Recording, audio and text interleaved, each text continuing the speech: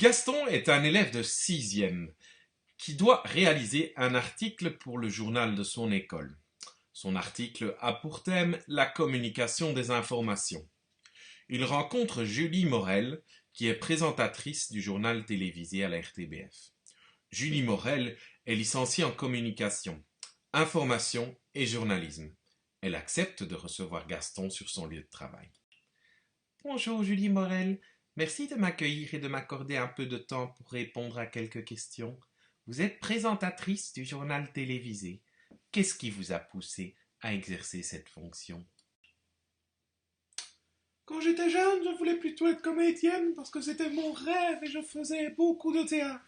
J'ai décidé de faire des études qui me permettraient d'aborder différentes disciplines, juste pour satisfaire ma curiosité. C'est vraiment cette curiosité qui a fait que je suis devenue journaliste. C'est aussi l'envie d'être dans le monde. Cette volonté d'ouverture sur le monde, c'est quelque chose que vous vivez dans les journaux télévisés. Effectivement, le début du journal télévisé, c'est vraiment d'expliquer ce qui a fait l'actualité de la journée, mais aussi plus largement ce qui fait l'actualité du moment. Dans un journal, il y a trois types de séquences. D'abord, il y a l'actualité qui se passe le jour même. Imaginons un gros accident, comme par exemple un incendie dans une entreprise. Dès qu'on est au courant de ce scoop, on envoie des équipes sur place pour filmer, récolter des renseignements et confronter les différentes sources d'informations. C'est donc une actualité qui a lieu le jour même et qui est imprévue. Ensuite, il y a l'actualité qui se passe le jour même, mais qui, elle, est prévue. Par exemple, le Conseil des ministres. Là, on sait que cela va arriver tous les vendredis. On n'en connaît pas exactement les détails et on ne sait pas nécessairement de quoi ils vont parler puisque les collaborateurs des ministres envoient leur planning en général la veille ou le matin même.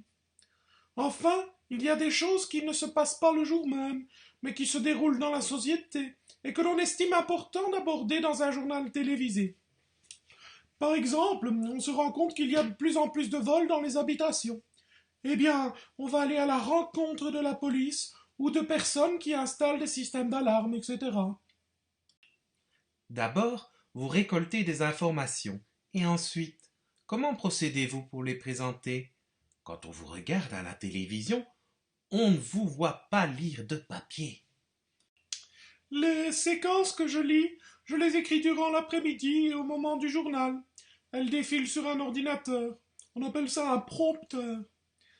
Techniquement, c'est un écran transparent qui est disposé devant une caméra. Quand je regarde cette caméra, le texte défile sous mes yeux, ce qui donne l'impression que je sors tout par cœur. Mais ce n'est pas du tout le cas.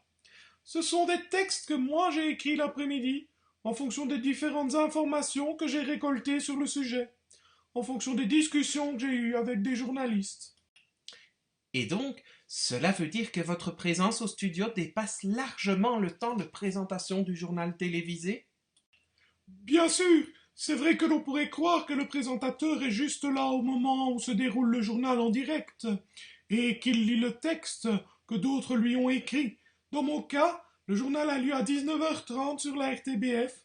Moi, j'arrive à 8h du matin, et directement, on a les premières réunions de rédaction durant lesquelles on évoque les différents sujets qui seront traités. Et donc la journée commence très tôt. Construire un JT, voilà qui demande certainement des règles précises pour organiser l'ensemble des infos. Pouvez-vous m'en parler? Il y a toute une série de choses qui évoluent au cours de la journée. Dès lors, on examine continuellement quels sont les faits qui sont importants et ceux qui le sont moins, puis on les classe. Ce classement est très subjectif puisque c'est ce que nous avons décidé de présenter. Si quelqu'un d'autre avait réalisé le journal ce jour-là à notre place, peut-être qu'aurait-il fait d'autres choix.